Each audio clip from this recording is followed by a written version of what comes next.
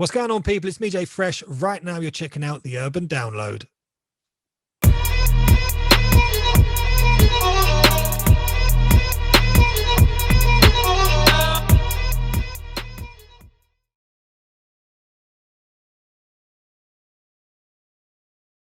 Welcome to another installment of the Urban Download. I've been away for a minute. I've been trying to just do some work in the background, but I thought I'd come back with a bang.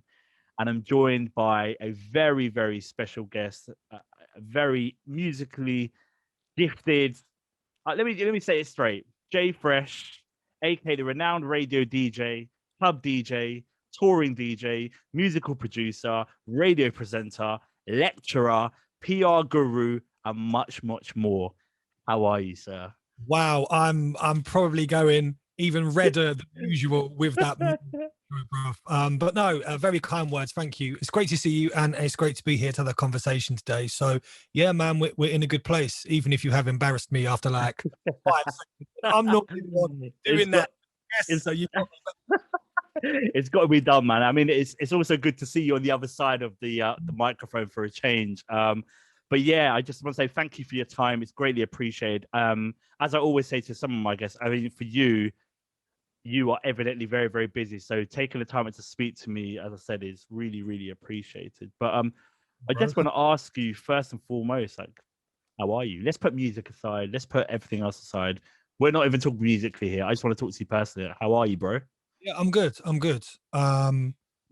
We've all had a lot of ups and downs, I guess, over the last 12 or so months. But right now, I'm in a good place.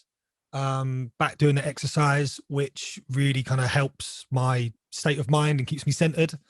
And like a lot of us involved in music, when something that we've always done and has been very much a part of who we are, rather than just a job or a way to make money, when that was cut with like no end in sight, that was a big challenge for all of us. It was the not known.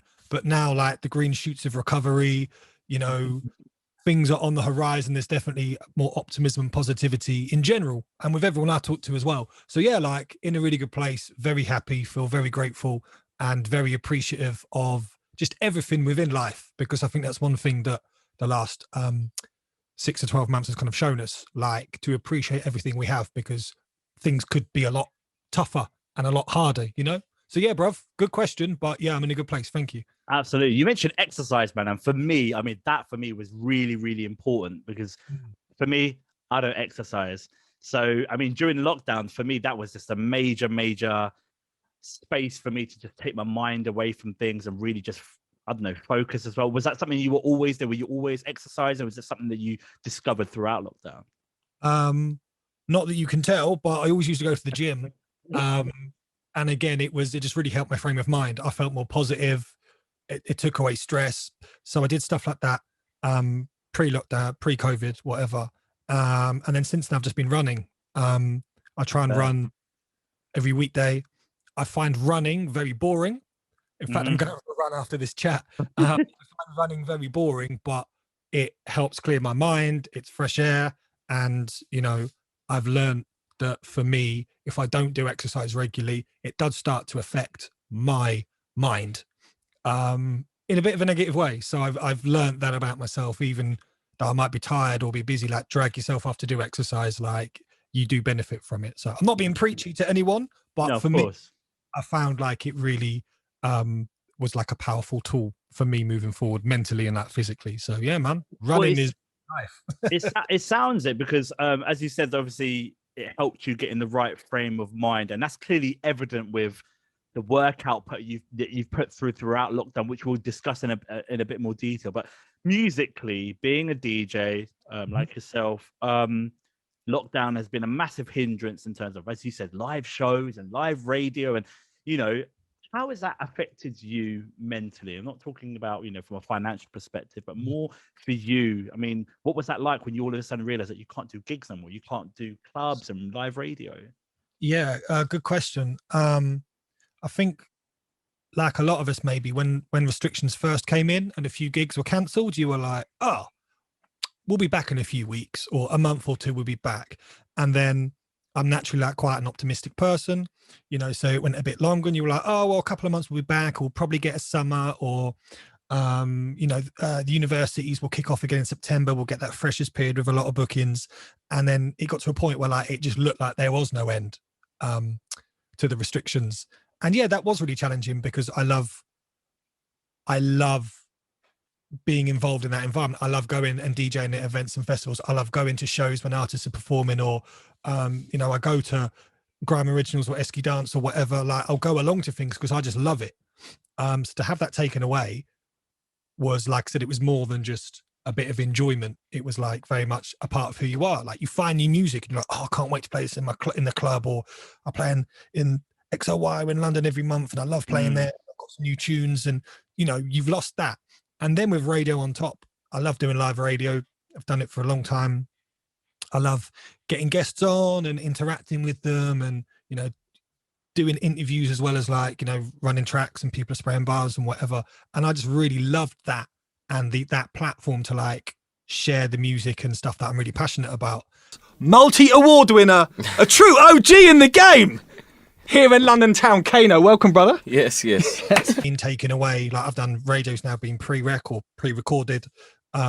You've, I just want to say, you've held up Pyro Radio for us, man. Like, you've no word of a lie. Again, I use you as an inspiration because I haven't done any pre-records for ages. And then I've just saying Jay Fresh is supporting Pyro Radios every week or every month. It was, you were just doing these shows. I thought, damn, man, like, you're holding up the fort. So I just had to put it in there, man, because big respect to you for that, man. No, thank you. But even then, that was, I can't lie, that was a challenge because where I was living had to change. And then, like, I bought like a USB mic because I didn't have any equipment with me. So I was recording that, and it was just like in a spare bedroom. It wasn't great. And then, like, I moved again.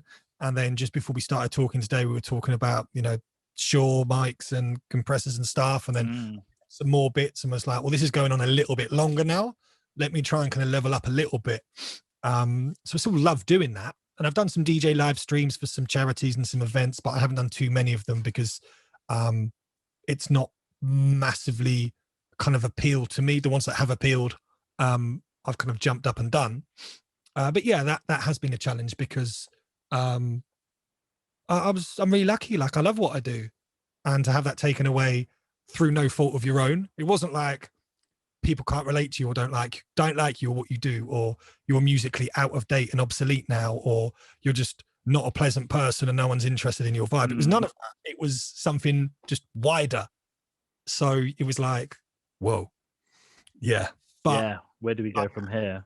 Yeah, but I digress slightly. But yeah, it was a challenge, but I've still found a way to support, like you mentioned Pyro there kindly. I've still managed to continue doing shows and doing interviews and stuff, and it's like, well, I still want to share what I'm passionate about and new music and new artists and stuff. I'm still going to do that, even if shows are pre-rec, and even if I have to record them from like my girlfriend's house. And you know what I mean? Like, I'm going to do it because my attitude has always been a case of there'll always be obstacles along the journey, and you know, it's for you to overcome those obstacles and just keep moving forward and navigating, rather than just like, oh, well, that's a bit too difficult now, or oh, that's tricky now. But that's just my life. Just trying to find a solution to overcome them obstacles, man. Absolutely. And as I said, that's clearly evident with, you know, your discography, your work rate. Just, as I said, we're going to discuss that a bit later on. But no, thank you for sharing that, because again, a lot of people from the outset, especially like fans, they don't really understand, you know, that we are human beings as well, and we do obviously have feelings, and obviously we do overcome we, you know, meet obstacles, and you know, it's not always rosy from, you know, from one side of the camera. We actually do, you know, have to go through real life stuff as well. But I'm gonna ask this, and I don't know if anyone's ever asked you this, and forgive me if they have. The name Jay Fresh, where did it come from? Were you always Jay Fresh? And if you weren't, what was your alias? There was like a nickname I had years ago that was Bones, and that DJ Bones, hold tight. I think there is a DJ Bones, there is. Is he part of Cypress Hill? I've probably got that massively wrong. Someone some, some, yeah, there's a bone link in Cypress Hill somewhere. I'm not really too sure, but Yeah, something like that. But when I was very young, I used to play a lot of football. Like I'm talking child young, and I was in like an era, as it were, where there were lots of like Johns and Jasons and Jameses and Josephs and whatever in the team. So a lot of people referred to me as Jay. And then I think it was with a friend of mine at college, and we're in the car park or something, and he was like, "Oh, like you're gonna start doing the DJ thing properly now. Like with you should be like Jay something." And then some passers by, showing my age, we're talking about the Fresh Prince of Bel Air. My friend went, "Rah, Jay Fresh, that's all right actually." And I was like, "It's better than Bones." So I think I couldn't agree with you more there, man. Yeah, definitely. We rode with it from kind of that was like kind of college kind of onwards kind of thing. So yeah, that's the origin. But it's J hyphen Fresh. Don't like get it twisted. Don't get it twisted. Maybe you've had it yourself. They say J-A-Y or it's DJ, and it's like nah, like That's it's what it, J hyphen Fresh. Come on. You mentioned obviously your friend said, oh, you're on the DJing thing, but I really want to just go back a bit. I mean, where did because you're evidently, it's evidently clear that music run through your blood. It's you live and breathe music, and it's so evident with everything that you do. But I really want to identify where this whole musical passion came from. Not the DJing side of things, but just music in general. Like, where did that come from? I didn't grow up in like a musical household. My family, I mean, I've got 4 siblings, so we're quite a large family, but we're a family like there was never, I don't think there was ever a radio in the house. There was never music. It was just, we probably made enough noise, all us kids, but there was no musical influences. The only thing I do remember is some of the younger viewers might not know what a cassette tape is, but there was a green cassette tape for Elton John. That was the only kind of cassette tape I think was my dad's that I got hold of. So we were listening to that. And then when I was very young, I bought my first kind of song or album or whatever. And it was a compilation called Ragga Heat Reggae Beat. I've still got the tape somewhere. Yes. I've still got but you can bring that out. And that was the first thing I bought. So I didn't really have like a musical childhood or influences from family or friends or siblings or anything. And then really it was the era when I was at secondary school and people were like listening to like tape packs of like Jungle and Happy Hardcore and Ministry of Sound. The annual compilations were like a massive thing. This is obviously quite a while ago. And then, this amazing new music. At this time I was at school in Southampton, and this amazing new music came out that just sounded different from the kind of housey stuff. And then there was a group, remix production team called the Artful Dodger, who was starting making tracks, and it was UK garage, and it was the early part of UK garage before I really knew what it was. And to those who love garage or know the origins, there was that time when there was like ragga influences, jungle influences, US 4/4 house influences, then the break step stuff come through of like Decline and Zinc and other people. That was like, whoa. And there were MCs and I'm like, this is crazy. And at that time, really big kind of brands like La Cosa Nostra, Flavor TV, Garage Nation, because garage really popped off. They were like touring the country, taking over like guild halls and these kind of big local venues. So I used to go along underage and get into clubs and these big events, and was just like, I mean, looking back, how on earth did I get into these places? Back then, anyone could get into an over 18 spray band there. Looking back, I must have looked about 12. But I'm 6'3", so maybe I was tall then. Yeah, that helped a bit. Yeah, but that was it. And, obviously EZ, Heartless, Pay As You Go, So Solid, Rough Cut Lloyd, just so many people. I was just there like, wow, this is amazing. And then garage obviously blew up so much and gave us so much more afterwards. But as a fan of music, it was kind of the very early kind of formation of garage and the mix of stuff in there kind of I just really liked it. And so it's clear that obviously, this garage and, kind of grew on you, and it's, you know, you were going to all these raves across the country, irrespective of whatever obstacles you may had, whether it be school or college or whatever, you still went to those raves. What was the next stage? Obviously, yeah, you embraced the music, you were buying the tape packs, you were, you know, what was the next step when you thought, I need to step it up a gear? Where was your first exposure to DJing? Or was it, you know, what was the time difference between you enjoying just garage and then realizing that, you know, I want to DJ? Good question. So I was at college, and at that point, again, pre-streaming for the younger kind of viewers, you had to physically go and buy the tracks and songs you liked, and you had to go into shops, and sometimes those shops only had it on vinyl, on records. So if you didn't have a record player, you couldn't play the tunes. So it was a natural thing to buy a few tracks, and I bought an awful set of belt drive decks when I was at college. And I couldn't mix at all. Obviously, I was horrific. But it was just, that was it. And at that point, you know, I'd still go out with my friends at college, but looking back, it sounds mad, but I would like go to Sidewinder at Sanctuary or at Oceans in Hackney or Brunel, Swindon. And, you know, I'd go to Royals in Uxbridge and Blue Orchid in Croydon and area in Watford. And I would just go with my friend because we'd go and hear EZ and B live, and we just wanted to hear them or hear Heartless Crew.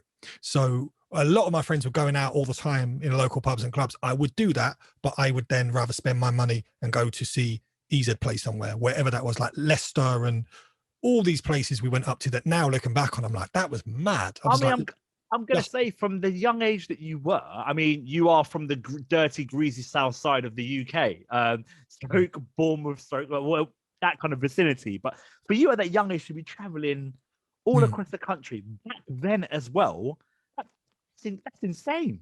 It's now we talk about it, it does, like, if I had a younger sibling or a child who was like 17, 18, 19, and I was like, what are you doing tonight? And they're like, oh, cool, you know, I'm just going to go to the event at Leicester Uni at De Montfort or whatever to hear, you know, DJ Principal's birthday bash with EZ and whatever. I'd be like, what? You're going to drive for 4 hours to some place, you know, you're a very young adult, to some place you don't know with like your friends, like, and obviously garage and grime obviously had a certain energy and certain kind of grittiness, and people that was attracted to that. I'd be like, you mad? Yeah, no, where do you think you're going, mate? You're staying at home. You know what I mean? But yeah, at the time, I guess it was like youthful exuberance and a bit of naivety and a bit of innocence. But I just loved the music. And at that point, you know, One Extra didn't really exist and stuff like that. There was no streaming, you know, Boiler Room and GRM Daily and these platforms weren't around. So like, if you didn't go to the rave, you got a tape pack. You could listen to Dream Team do Radio 1 Breakfast on a Sunday, but that's not a lot. They might play the odd set from Iron Apple or something. But other than that, like, you had to go so event focused, so festival kind of focused. So we just followed it, man. And it was a time that I would never change. Absolutely loved it. But I digress slightly. So I was obviously buying records because you'd hear them in raves and go in record shops, and every town and city had record shops, had a set of rubbish decks, was just playing around at college. And then I went to university on the South Coast in Bournemouth. And obviously at uni, you're extra young.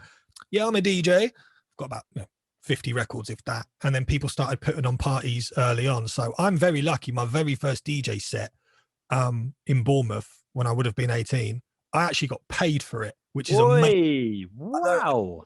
I think I got paid 40 quid to pay for an hour, which my very first DJ gig will always kind of be proud of in some weird way. But the set was awful. The club had Technics, which I'd never used. The club had a monitor speaker, which I didn't know why. It was pitch black. Like, I came away thinking, like, really down. And one of my friends came with me. He said, look, that was the first time he DJ'd. He was from Bromley originally. He come to uni, so we become friends. He DJ'd himself, drum and bass, for a little while. And he said, that was your very first gig. You actually did that really quite well. And those positive words kind of lifted me up a bit and go, do you know what? It was a bit shit and it could be better. But yeah, you can work on it. We've been doing that a very, very relatively short period of time. So the encouragement, a few throwaway words from my friend at the time kind of kept the energy and kept me going. But, I went a long way. yeah, but that's probably quite a long answer to your question. No, it's a perfect answer, man. It kind of leads me up onto my next question. You said you bought records and things like that. I'm assuming, well, I don't know that obviously, were there local record shops, or were you traveling again to London and buying your records and things like that? Good question. There were a couple of record shops in Southampton. Obviously, they've all long gone. There was like music magazines are a thing. So there was a shop called DMF, Dance Music Finder. Used to have a little catalog with just literally just the titles of the tracks. You could order stuff. Then it wasn't over the internet. You'd order it, and then it, you know, there was hard to find records in Birmingham still. Big, hard to find. And then every so often, or when I got a little bit older, I would go to Uptown or Black Market Records once in a while and pick up some tracks. You know, this is probably like pre-congestion charge. You could kind of park somewhere around the corner. Yeah. But I was lucky there were places, and there were still high street stores. So shops like HMV still exist, but they actually had like a developed vinyl up-to-date section, our price record shop. So there were like high street places as well as like some specialist like DJ record shops. So there was always, you were able to get the ammunition, but if you wanted like the under the counter ammunition, then we had to obviously come up to Uptown or whatever. So I shudder to think how much I spent. I can only imagine, man. I used to spend my weekly salary just literally going. I mean, I'm from Hertfordshire, traveling all the way to South London, not as far as you must have been traveling, but spending my weekly salary on records. But at the same time, man, it was so rewarding. I was like, I don't care how much, even it's £7 a record or whatever it is. I was like, yeah, man, I'll take that any day. And one thing I had then is that when I went to uni, this is mad. I'd come in from a night out, like having been stuck in a club, the one BC club, listening to like S Club 7 or whatever it was, like just like, oh my. And then I'd just have a few drinks. I get home, and like my antidote was to jump on the Big Apple Records website, because they always had snippets of the tunes. Yeah. So and like the Pulse Sexes of the world and this kind of stuff, tunes that you maybe heard on a tape pack, but you didn't know what they were called. And then I used to like probably only spend a bit of cash on the night out, and then come home and then spend like all the cash and more. No way.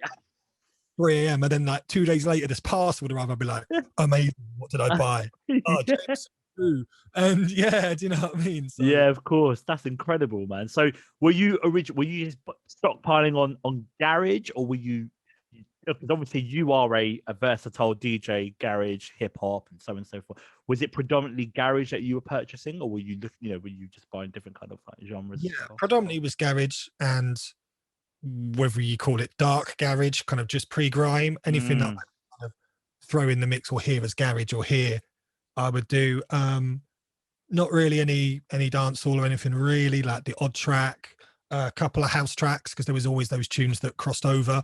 Like years before then, it was like, your CJ Bolland, Sugar is Sweeter, the Van Helder mix, or God Make Funky, or Masters at Work, Deep Inside. And then latterly it was like when Azido the Bass Dooms Night, Timo Master mix came out, that was just like an electronic smash record across billions of genres. So there was always extra bits, but predominantly it would be like garage, like vocal 4/4 stuff, and then darker stuff, MC stuff, grime stuff. Got it. So you got the records, you've got I'm assuming you had your equipment at home. I mean, what did you have at home? So I'd like to really kind of explore. So when was the moment you thought, I need to buy my own setup here? I've got my own setup here. Take me through the kind of like the process of, So I had these rubbish Gemini decks and mixer that I got at college, and I went to university, and like a lot of people who go to higher education, you get like a student loan or a grant or something. And I know where this is going.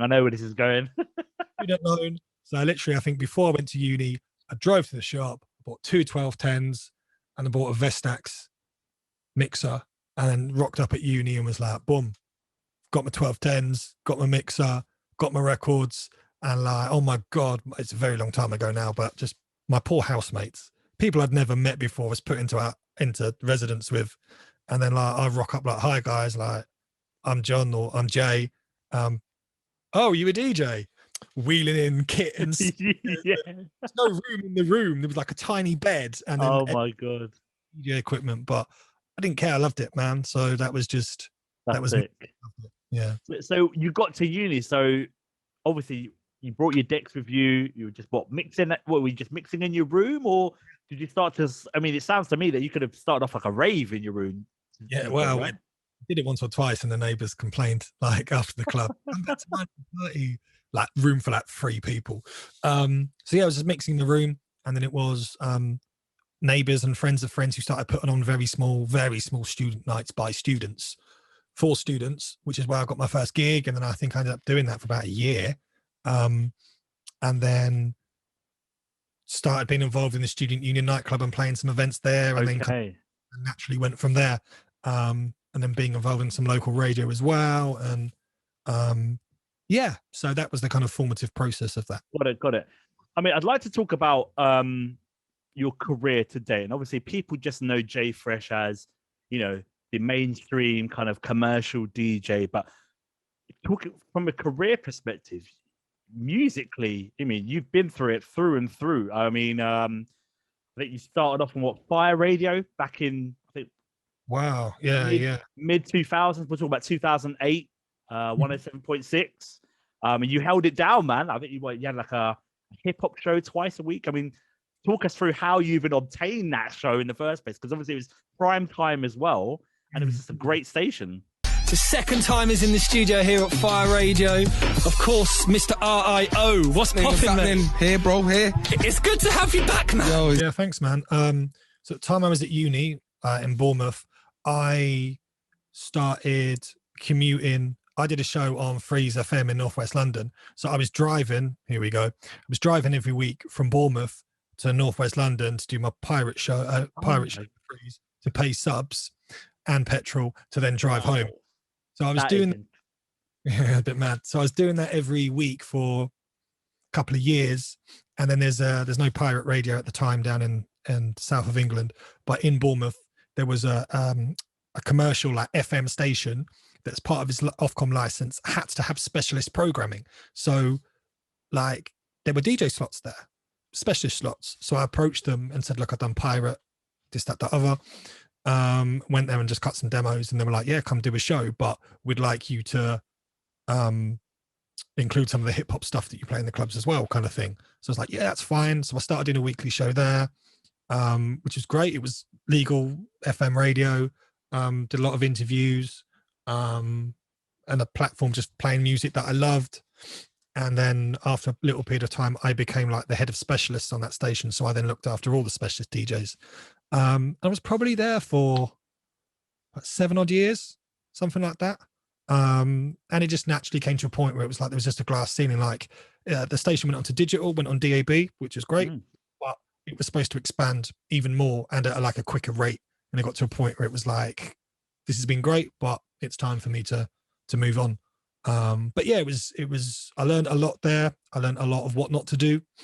You know, I got guests involved. There was people were doing tours at the International Centre in Bournemouth, and I'd get them to come in the show, or be involved in booking people at the club, and then get them to come radio beforehand. And younger people at uni who want to get involved in radio, I was like, yeah, come along, sit in, do the shout outs, let the guests in the front door, take a few photos, whatever. Okay.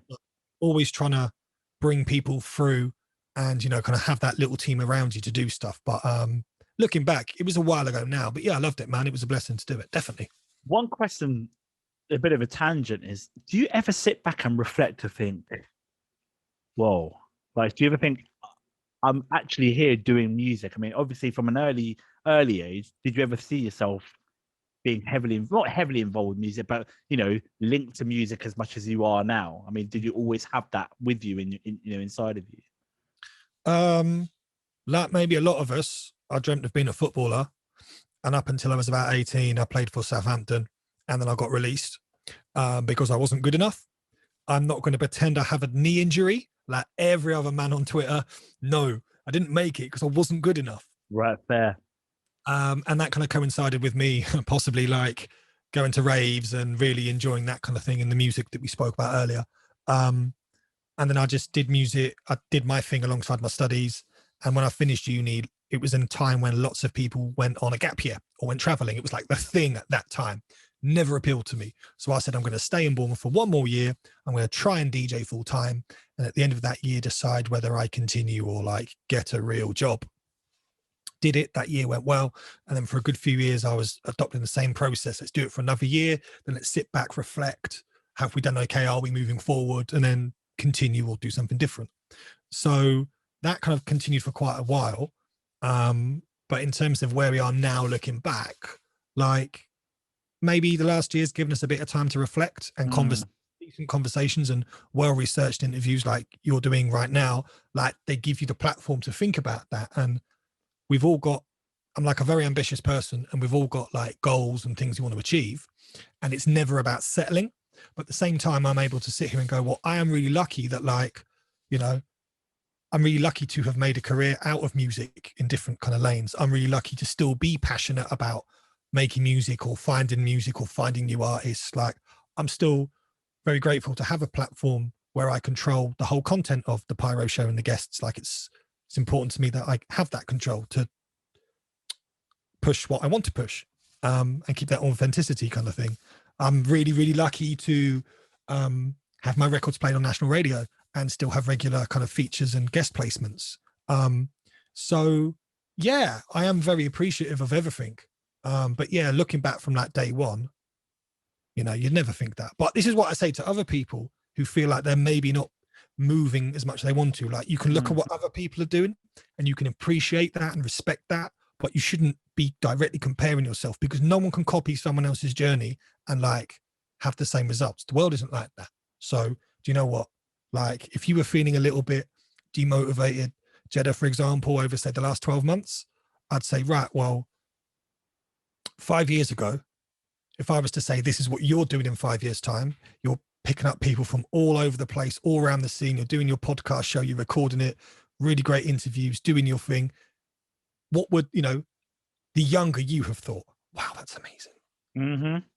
There we go. Like, very true. That level of elevation, who knows how far you go. You could, this thing for you, for example, bro, could like really blow up. You could be one of the go-to interview guys for a platform or your own platform, or you could syndicate it on Spotify and whatever, and then it becomes like a huge thing, and that might become your sole income and your sole creative focus. And if that works for you and that's your dream, then that's amazing. Do you know what I mean?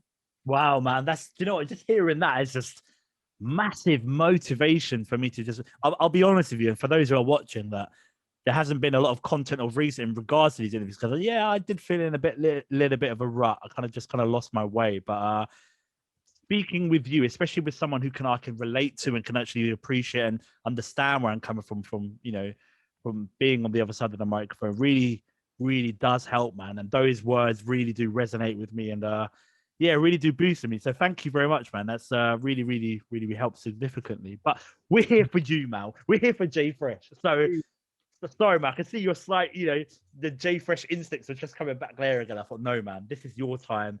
We need to talk about J Fresh and learn about your journey, because it's a very inspirational and very exciting journey. Again, I wanted to talk about your career. We don't have to go into too much detail, but I find this fascinating because in the majority of all your career, in all your jobs, you've been heavily musically influenced. I mean, so after you mentioned you were head of specialist programming at Fire Radio, yeah. Then, you know, again, this is me doing my research. You then moved to the Deltic Group, formerly Luminar. And I know Luminar very well because we have Batchwood nightclub here in St Albans. Yeah. Yeah. And so they were heavily involved with them. But you were there. That was one of your longest tenures. I think you were there for about 14 years. I want to just talk about what you were doing there behind the scenes, because this is very musically focused. Yeah, good question. So I just got involved in that group at the time. I mean, they still are now in a different guise, that were the biggest kind of nightclub operators in Europe. Nightclubs like, depending on your age, your Icon Divas, Time and Envy, Liquid, Prism, Oceana. And there's lots of Attics, Prisms. There's loads. So I was brought in just DJing some of the clubs across Southampton, Portsmouth and Bournemouth, because that's kind of where I was based. And then they got me involved in some of the promotional work. There was a brand new club that opened in Portsmouth, and so I was involved in kind of some of the programming kind of launch of that. the venue in Bournemouth that was out for a very long time got relaunched, I think, twice in 10 years. Loads of money spent on it, big venue, I think 3,000 capacity. So I was involved in programming guests and events and you know, bringing people down. And yeah, like I was there for a long time doing that kind of stuff. And it got to a natural point with the other work that I was doing that I just couldn't commit to it anymore. You know, I couldn't be there as like a resident DJ anymore because I was playing in other clubs and was getting the call from guest spots in different countries and cities and stuff. So yeah, I mean, I learned a lot from it. I met a lot of people involved in music. It showed me a lot about how things are done from that point of view. So yeah, like it gave me a lot. And interestingly, like, I don't think I've ever really been asked about that because I'd have to do my research. But if I probably got like a sheet of paper and wrote down all the artists that I booked over that time for like our music, I mean, the list would be just exhaustive, like absolutely insane.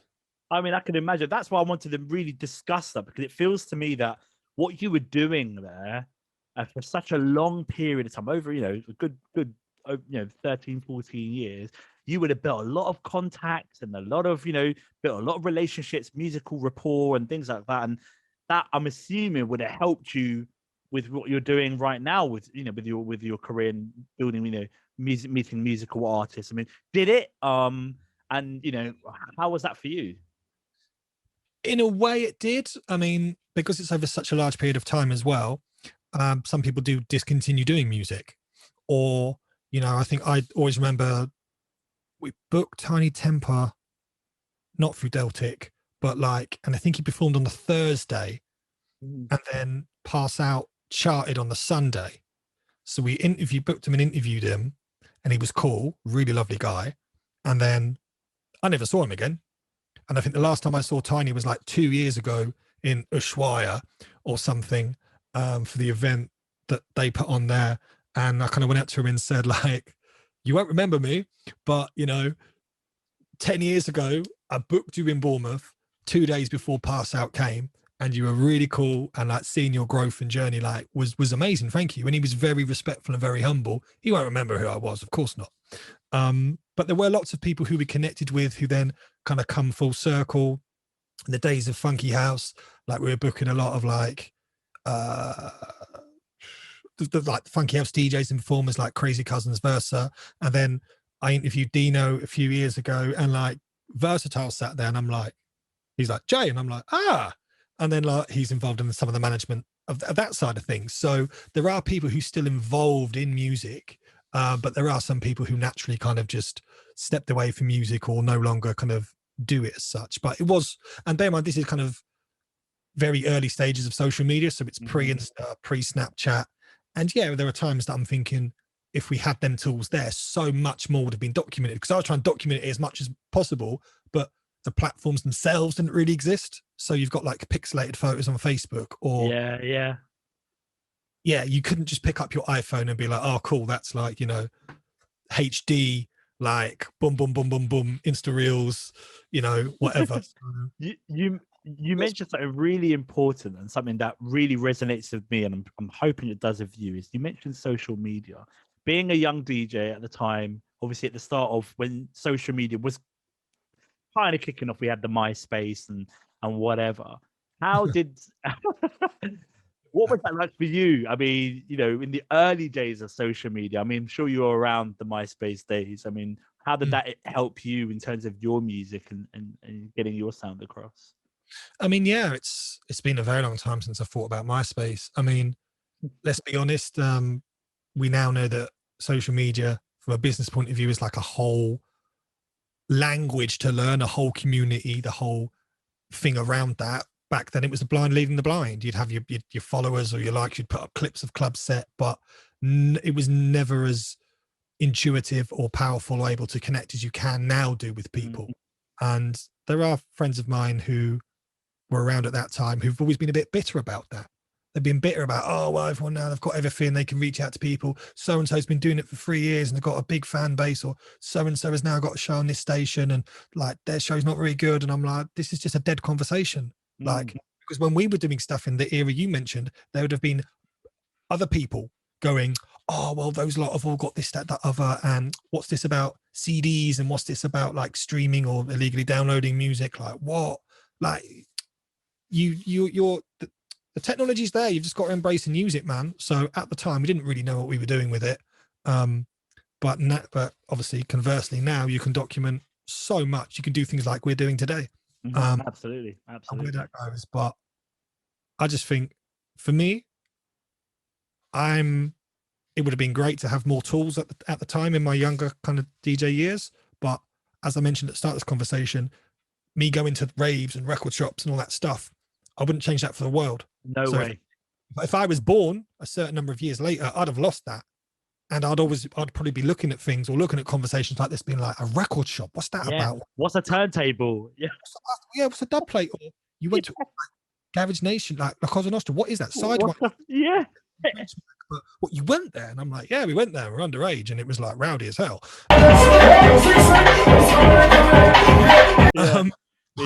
Those moments are priceless. I couldn't agree with you more. I think I kind of share the same kind of age range with you, and I lived and breathed all of that, man. I would never change it for the world. If I'm not correct, you're a radio lecturer at Point Blank Musical School. Yeah. Talk us through about that. I mean, I feel that's really, really important, especially again, talk from the youth perspective of what you're giving back to the youth of today. Yeah, good point. So yeah, I was asked to come along to some classes or lectures or courses that we're given as a guest speaker, and just answer some questions, not too dissimilar from this. And then went well. And Point Blank reached out to me and said, we really liked you kind of, your guesting. We're running some radio courses. Would you be interested? And I was like, what? Like, me, music tuition? What? Are you sure? Is it gone to the right person? Because I'd never had any background as such in that. I was like, yeah, sure, let's do it. So obviously, like, jumped in and started doing it. Like with most things that are new to you, always a bit of a challenge, but really rewarding, and just involved there doing different kind of modules and helping, to just deliver courses and hopefully inspire and give some actual kind of real world guidance and experience on top of the courses they do there. And obviously Point Blank themselves are like hugely accredited and very widely recognized and respected with everything that they do. So just to, like, again, to be a part of that family and that group, and kind of deliver what I deliver for them, like, is another kind of thing that I do. So yeah, like, it's rewarding, man. And that's incredible, man. I mean, I can say that some of the youth today, well, back then, where our age, we didn't kind of have that kind of guidance and kind of support from a musical perspective, and having that from someone as like yourself is very prominent in the music scene to give back and kind of help them in terms of, radio production, or, how to, communicate or, portray yourselves on radio, really does help. And yeah, I just feel big respect to you, man, because a lot of, so I can imagine that's really, really rewarding. It is rewarding. And also, sorry, just to cut you quickly. No, of course. When we started off, when I was DJing, there was a guy in Bournemouth who was the DJ, the radio DJ, a guy called Pencil. I'll always pick him up. Everyone has that one person who helped them along the way. And later on, there was a DJ called Niall who got me involved in the radio station down there. And I'll always remember, I emailed him out the blue at like 4 a.m. after a night out, and he got me in to do a demo. Like, I'll never forget, these people gave me opportunities, and I'll always respect them for that. So in a similar way, I'd always get people involved when I was the guy and get them involved as much. And likewise with the lecturing and music tuition side of things, if people help me, so I'm now in a situation where I can help people. And then when those people grow, there'll be a time when they help other people. And so on. And that's the line, because when I see people who kind of come through, like a friend of mine, she's like, she loves her drum and bass, Laurie. She's done a few takeover shows on Radio 1. She's like heavily involved in the drum and bass scene. It's amazing. Other friends of mine have like written for magazine, like high-end publications, or started their own musical brands. And like, they love the fact you gave them some opportunity years ago. And you're like, look, I just gave you a little spark. Like, you've done all the work. It's your achievement. But like that's what you do, innit? Like you help people and they help other people, and like we can all get out there and win. That's my naively optimistic attitude, bruv. I mean, in an ideal world, it would be fantastic. And if everyone had the same mentality, then effectively we would all be winning. But I appreciating the music, and it's not always the same. But having that mindset and mentality can go a long way and channel through to other people, which you have been doing. And I'm going to discuss a bit later on with you helping the unsigned artists in terms of music exposure, interviews, and so on and so forth, which we'll go through in a bit later on. But again, I just want to talk about you as being a DJ. I mean, bro, you've gone to different, not just all parts of the UK, but you've gone across the globe, bro. Like you've supported major headline artists. Like I know what you've done and who you've been with, but in a nutshell, please just give us a kind of a journey from across the globe, where you've been and who you've supported in the past. Yeah, I mean, I guess abroad, I've always been like heavily involved in like, I guess what you call like the summer season or summer islands. So, you know, I've been out to Napa a few times, big up to Drew and Sniper over there, and various people in Ibiza, Greece, Corfu, Kavos, done lots of bits out there. Wow.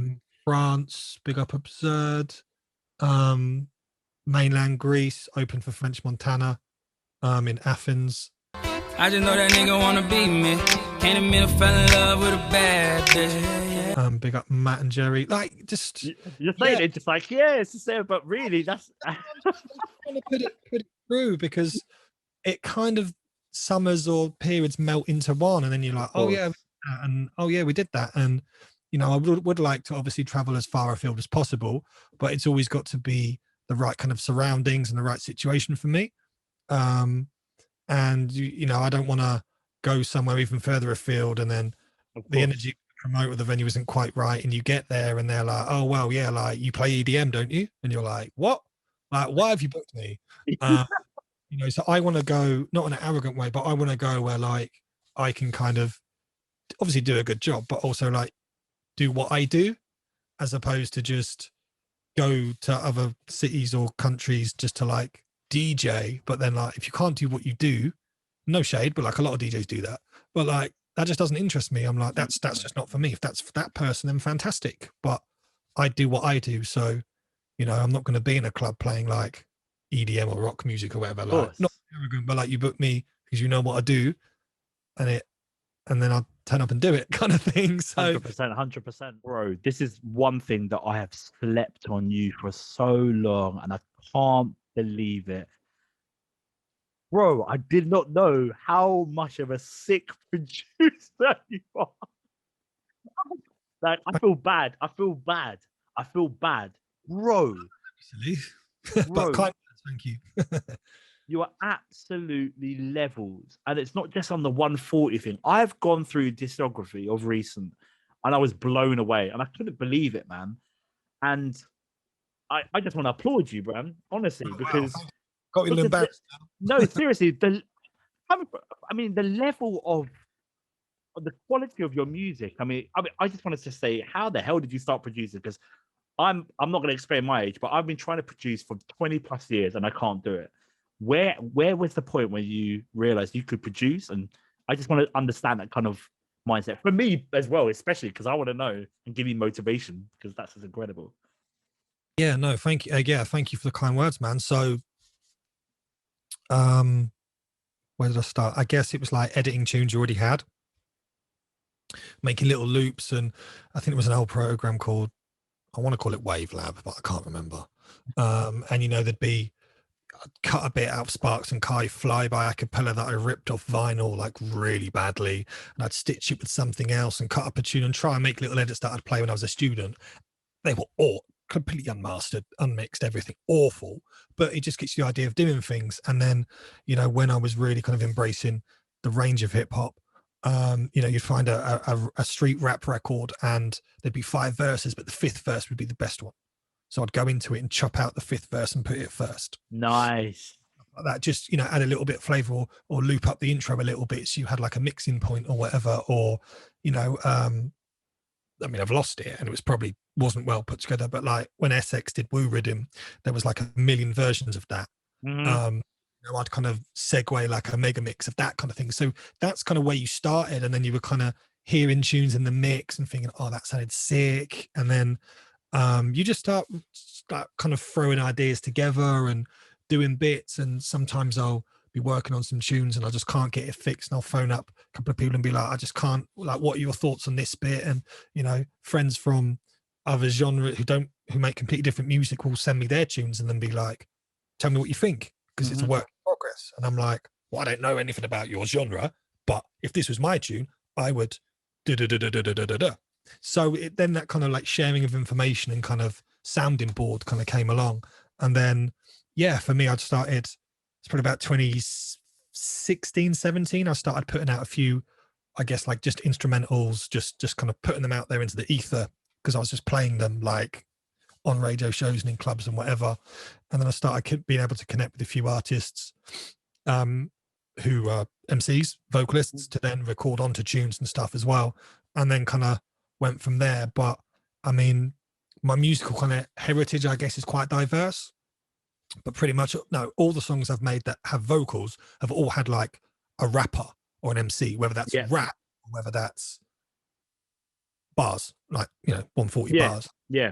Kind of played with tunes and, done a track and then sat on it for a year and a half, and then it's come out and it's done quite well, or been, for me, like the best performing tune. But by that point, I've already decided I'm going to come back and stick more to like the grime, bass, garagey thing, because I just feel a bit more comfortable there. Of course.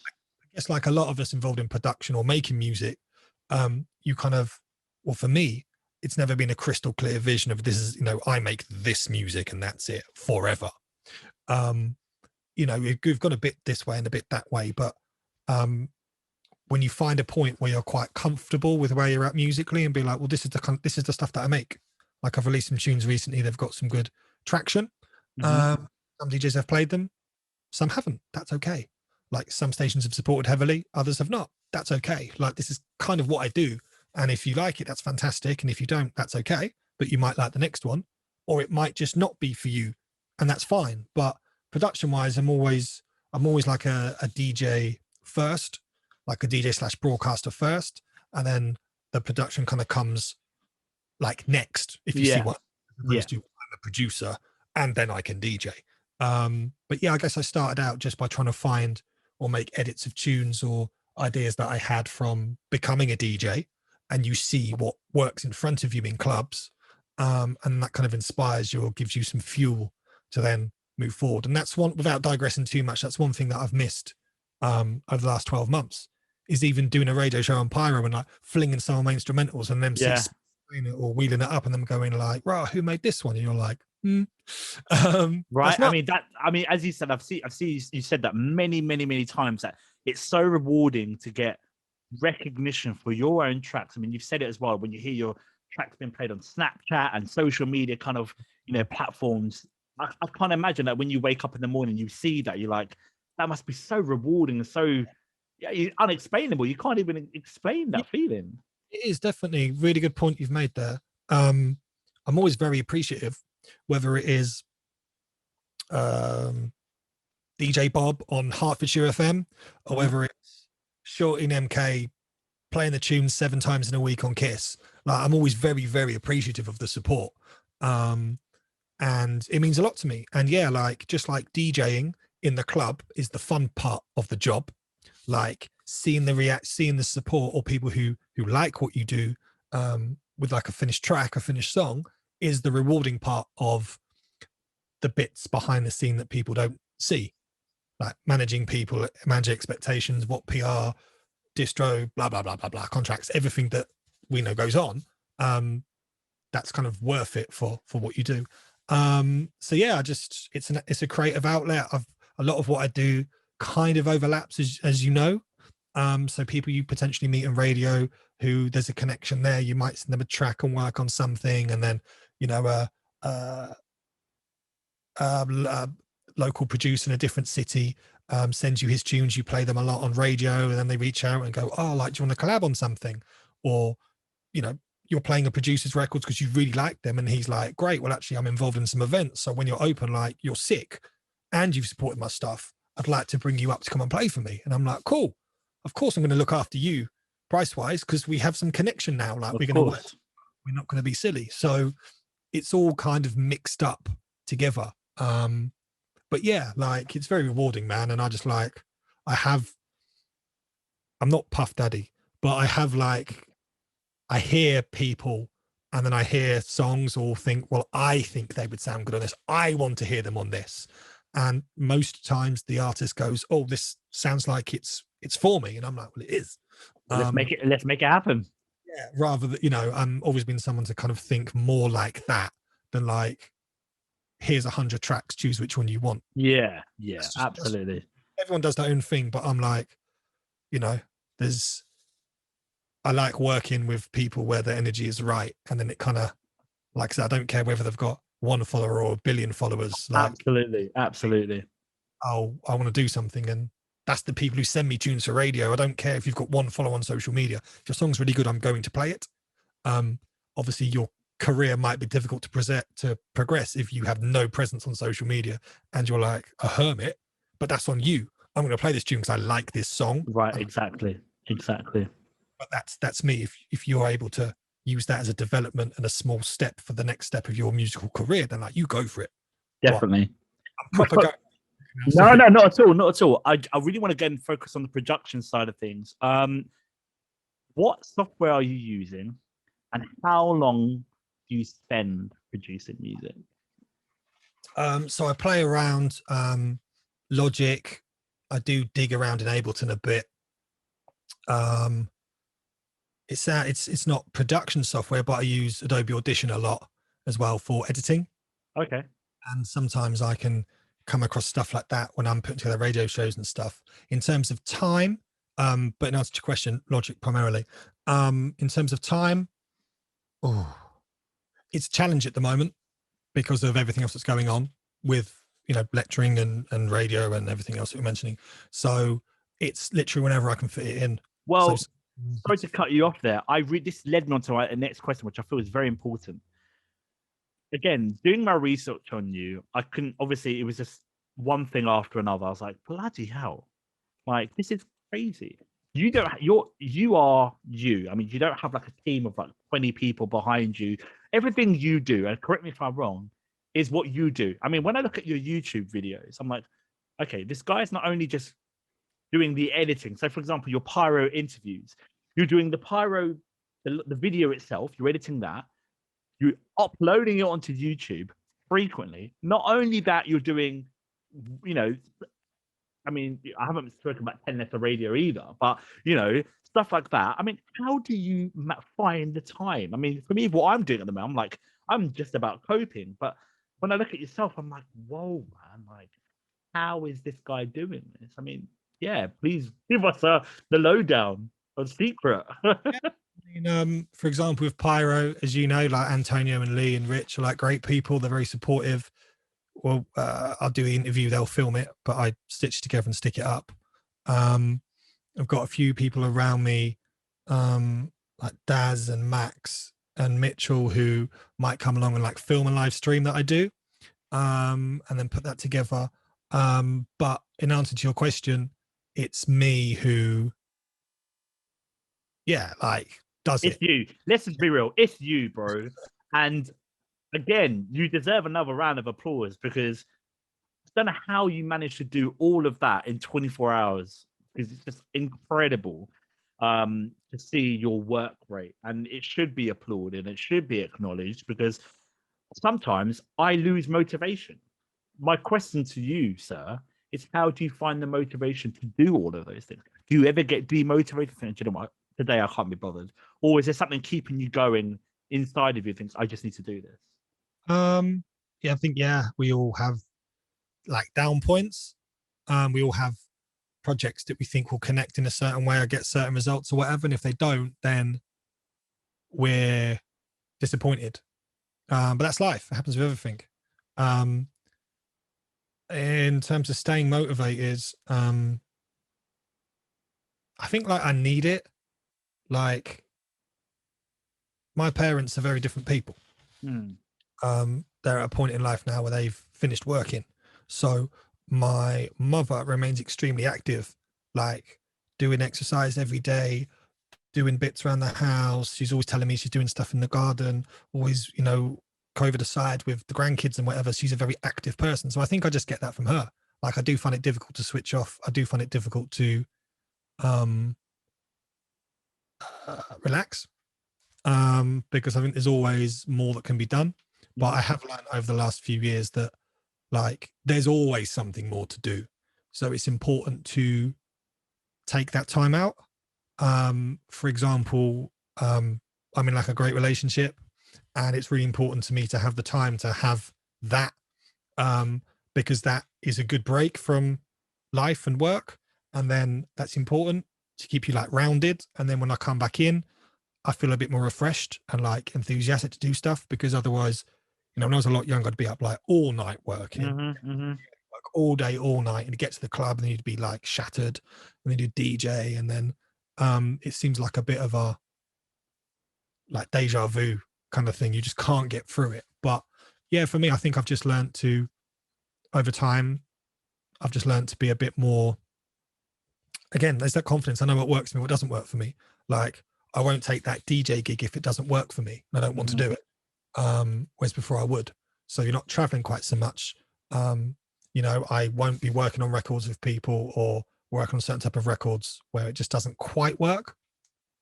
It's better just to not do it. You know, and I'm kind of quite focused on where I am and what I'm doing. For example, we're doing this great interview now.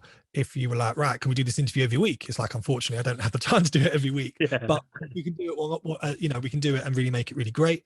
And then if you continue, maybe 6 months in the future, we've done the foundations, there's the next step of the conversation. Great, let's do that. So I've become a little bit more focused on kind of time management. But I'm sure, like, for you and a lot of other people, like, that itself is a challenge, because Absolutely.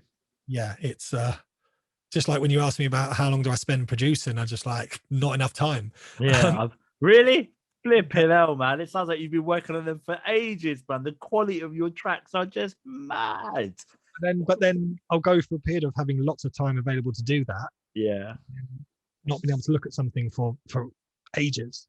Or like the last time I switched to Dexon and played some songs or played some vinyl, like for fun, just to absorb it, I can't remember. I can't remember the last time I turned the Dexon just for a mix. It was always or radio or for a purpose. I can't remember the last time I had time to phone up a friend from within music and just have a real chat about them or how things are. We have those conversations, but it's because we're working on something or we're doing an interview. So I'm getting better at time management, but I still need more time in my life. like I said, you need an army of like 20 people behind you just doing it all for you, man. Just working out your diary, because yeah, I feel that this year is going to be a crazy one for you, bro. Once things start opening up, you've been really working hard throughout this lockdown. It's been evident that I feel that the floodgates are going to open. I'm hoping as well, because I feel it's very, very deserved, and you've really put in the work and really, really, you know, held things together for you know, for your listeners and your fans. And it's as I said, it should be applauded and acknowledged. Thank you. No, you're welcome. Just finally, I really want to talk about, again, your discography. Really, really important, because you know, you've got a great album and great singles, and you did a great video, basically just giving us the lowdown of what you've been working throughout 2020. And it was fantastic to see, because when I checked out, I was like, damn, bro, like, you've put the work in. You know, is it like a the year thing? Oh, someone played that to me yesterday, literally, and I was like, "Oh man, I forgot about that." Nah, man, you could have, because when I saw it up on Facebook, I remember I went on Instagram. I was like, "Oh damn, what's Dave Fresh doing?" And this is a bit different. I thought it was going to be one of those, you know, there's kind of like charity ads, like, "Oh hi guys, would you like to contribute to or such and such?" But when you listen to it, I was like, "Damn, this is smart. This is so smart." Because it kind of give people the idea of, don't sleep on me. This is what I've been doing. You know, and this is what I want to really, really want to explain, is that you mentioned this earlier, you really focus. It doesn't matter what following you've got on social media. If the track sounds sick for you, you're gonna play it. And artists like such a Scatter, who are big up Scatter every single time. He's a sick art. You know, you had Hardships, you released instrumental packs 1 and 2. Hey, listen, there's some instrumentals there that I want, man. I'm not even joking. What was it called again? Was it Off the Beat or something? On a beat instrumental. Oh yeah. Mate, if that's available, let me know the bank. I'm having that, because that is such a sick instrumental. That is so sick. And then you did a collab with Red Devil Boiler. Oh yeah, so those ones, Red Devil with Roy, were actually from a little while ago. And it kind of, with me in production last year, like there were lots of tracks that I'd worked on, was unsure when to release them, because it felt like, oh, restrictions will be lifted in 2 weeks, or this ain't really. Yeah. Wait. And then I found tracks that never really saw the light of day. And it was like, well, do you know what? Like a lot of us, when you were talking about your motivation, bro, like it's easy to get caught up in, oh, maybe they sound a bit old, or maybe they're a bit this, or maybe people won't like them. It's like, do you know what? Just put them out there. If they connect, fantastic. If they don't connect, what have you really lost? Like, kind of just get out there and do it. So yeah, looking at that video, like I said, someone played it to me yesterday, and it's the first time someone had ever like played it to me and said, talk to me about it.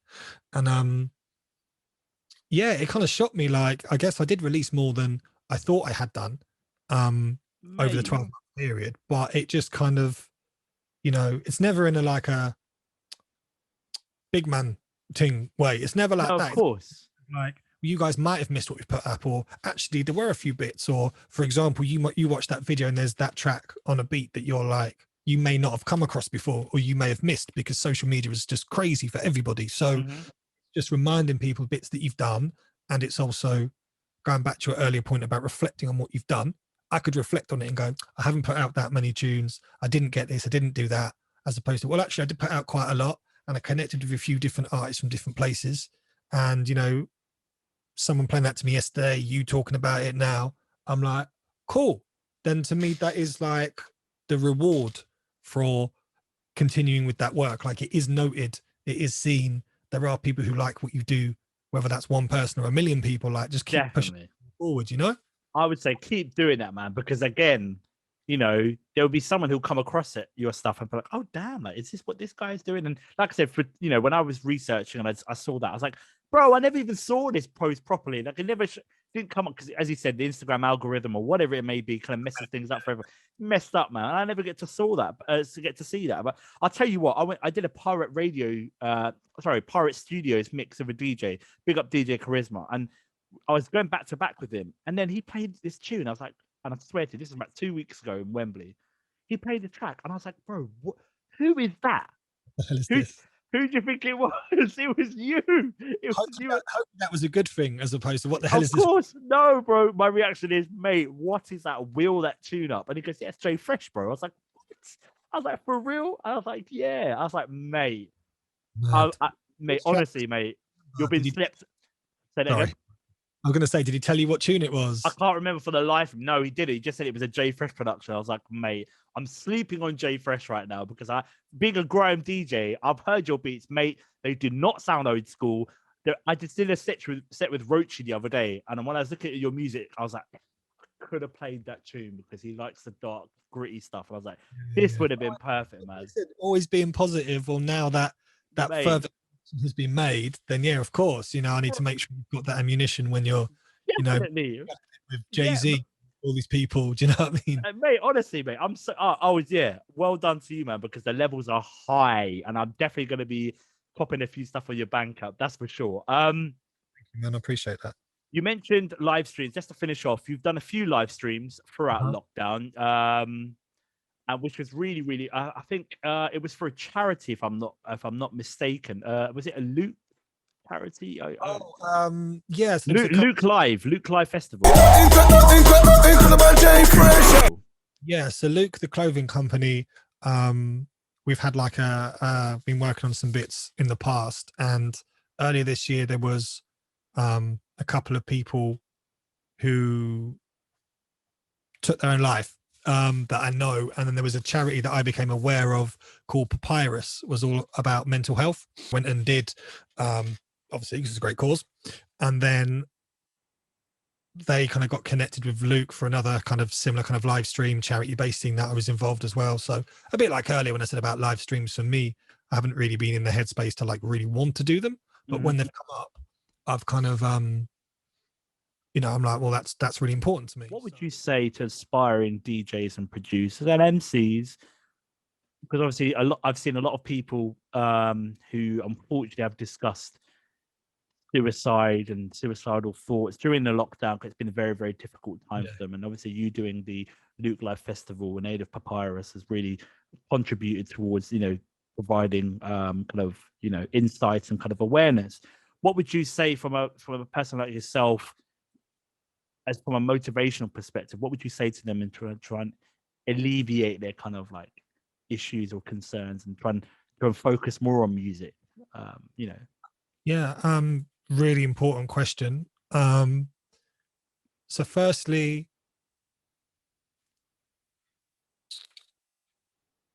let's talk about, well, I'll split this answer into two. So the first one will be like people trying to get ahead. So like always be motivated, always gonna try your best, you know, don't take knockbacks personally.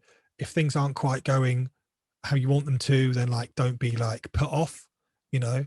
And then the other half of that answer, which overlays with the mental health side of things, is that social media is great and it's powerful, but really do limit your time on there, and don't compare yourself to what other people are doing, because a lot of what social media, Instagram especially, is the glossy 5% as opposed to everything else. So it can be very easy to feel quite good and scroll through and see what other people are doing, and then come off and feel in like a worse mood because you're comparing yourself to people. And it's hard to not do it, but it's important to not do it.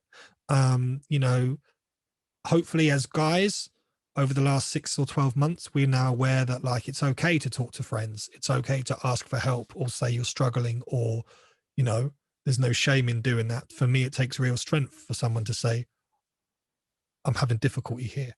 The easy thing is just pretend it doesn't exist. The hard thing is facing it. So don't be afraid to reach out to friends and family. And, you know, for me, I find running helps. For you, you might play squash or tennis or enjoy a walk with the dog or whatever it might be. Do that.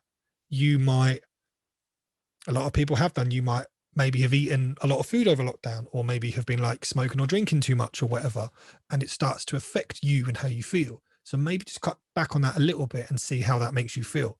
That might make you feel a bit better about yourself. So yeah, I just think it's important to, from a career point of view, always kind of be driven and do it because you want to do it. Once it stops being fun and you dread it, then maybe music isn't maybe quite for you anymore. But there's lots of other amazing opportunities out there. But from like a well-being and kind of self-care point of view, like it's okay to say no to things. It's okay to like have that early night. You know, we still are in a lockdown situation. You know, it's okay to spend the day just chilling and not doing work. It doesn't mean you're going to fail. Like your mental and physical well-being are really important. So, you know, absolutely, that's calm. Like everything's okay. And there's lots of amazing services out there to speak to in confidence. And what's the other word? They're very private as well. Like they don't need to know your name or where you're based. You can talk to a lot of services out there. Anonymous. Yeah. Sorry. Yeah. So there's a lot of services out there, but you know, that's for men, women, people who identify as gender fluid, and all the various things that are out there now. Like I think it's important to just be yourself. I couldn't agree with you more. I mean, you touched on a really, really important subject in regard to social media. And yeah, I mentioned at the beginning of this conversation that for us, like ourselves as DJs and people, you know, who look up to people and individuals, that it can be rosy on one end, but sometimes it's not always the case on the other side. And social media can be quite toxic in the sense that, I mean, I've been there when I've gone to social media and I'm good. I'm in a good mood. And I'll see something that which kind of get to me, and I'm like, and it's crazy how much of an effect that can change your whole mindset and your kind of mood. And now I've learned to just really just take a break from it, man, because sometimes it can, to do more worse than good, man. And it's just yeah. And I think just as an extension of that, you raise a valid point. Is like when you're doing stuff, not everybody's gonna, whatever it is that you do, not everybody is going to like it. Not everybody's going to like you. And to some people, that's a bitter pill to like swallow. in the day, if people not everyone's going to like you and what you do, so it can be hard. But maybe try and focus on those who do like what you do, or you know, you, and those who don't, then like it's okay. Like, you know, if people are being super negative on social media, then like just block them or report them or whatever. Or if you find yourself, as you said, they're following accounts or people that aren't adding anything positive to you, maybe consider unfollowing them. Absolutely. You know? Because for me, it's important to be inspired or see people doing well. And even if it's people I don't know that I follow, I'm like, well done, or, you know, that's great. That is an achievement. But anything that's negative, I kind of unfollow or just don't even interact with. But it's easier said than done, though. And especially to anyone who maybe is a little bit younger watching, and there's so much pressure on social media and Snapchat and everything. It's like, it is a challenge, but, you know, we've all been there and you're not alone. So there are, like we said in summary, there are lots of, you know, your real family, your real friends, and lots of services out there to help people with their well-being. Like, don't be afraid to reach out and talk to people, because, you know, you'll be surprised how many people have had similar struggles. So absolutely. Wise words, man. Wise words. Just to finalize, what's next for J Fresh? What do we have coming up, bro? Because I know there's something cooking. I don't know what it is, but just, yeah, let it rip, man. Or can you? Well, I'm still working on lots of tracks, and there's tracks kind of left over that are finished and are kind of lined up schedule wise. So I'm excited to do that. I am lucky enough that when it was announced that restrictions are opening on 21st of June, fingers crossed, there's lots of kind of gigs and stuff come in, which is really great, but I'm waiting until I know they're definitely going to happen. Yeah. We're doing this kind of thing. But yeah, more tracks with more artists that I'm really excited to share with you.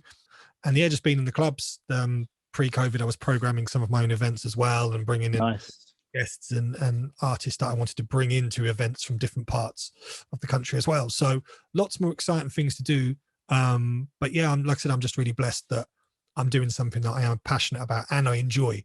And for me, as long as the enjoyment is there overall, then like we keep going, and I'm just excited to continue and just get out of the house a little bit more, bruv. I can't wait. I can imagine. Do you know what? It shows in your smile, man. It shows the amount of passion and resilience and how happy music makes you. And it, as I said, it clearly shows of your work rate. And yeah, man, as I said numerous times during this discussion, that your work needs to be acknowledged. I'm sure it is, but I feel that, yeah, man, just very, very proud of you for what you've done and what you are doing at the moment. And I'm definitely, bro, those instrumentals, mate.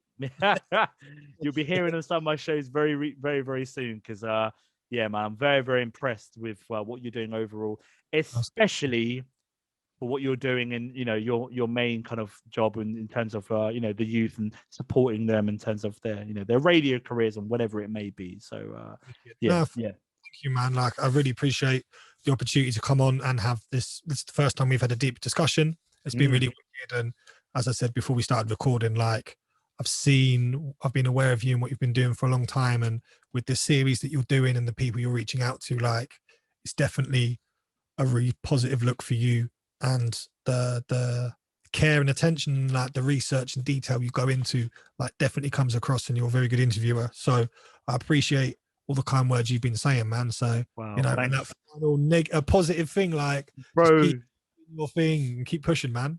That means a lot coming from you, bro. That means a lot, I can assure you, man. So thank you so much, man. It's greatly appreciated for your time, man. Thank you so much. It's been great to talk to you, and yeah, man, definitely, hopefully we'll catch up very, very soon. 100%, man. Definitely. Respect, man. Thank you.